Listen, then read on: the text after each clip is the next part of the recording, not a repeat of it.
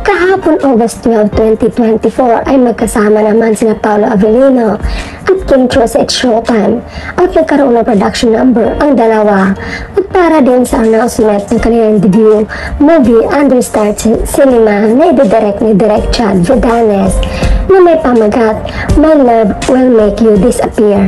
Samantala sa isang video clip, makikita na habang nag-aantay si Kim na papasok sa studio ay tinatanaw talaga siya ni Paolo Avellino. Kay chika naman ng netizens, walang kukurap-kurap. Sana maging kayo na talaga. Maganda ba yung tanawin Daddy Pao? In love si Daddy Pao kay Mami Kenny. Nagsanay na nasosolo at magkasama na ilang araw sa US na hindi nag-update sa Instagram nila. Mga back-to-back to reality.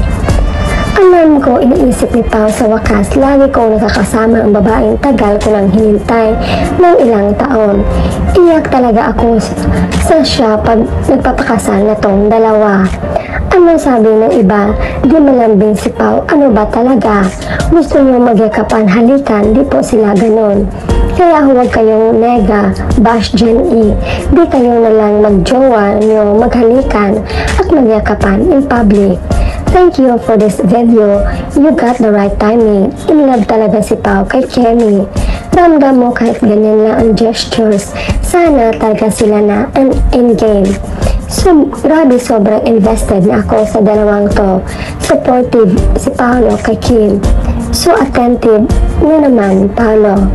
Nakalimutan na rin ang mag-blink ng eye si Pao just for Kim. Din mawawala si Bebo.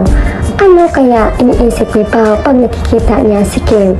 Sana may power ako magbasa ng isip ng tao para malaman ko. Kahit nasisilaw mata niya, okay lang basta makapanood ang babe niya.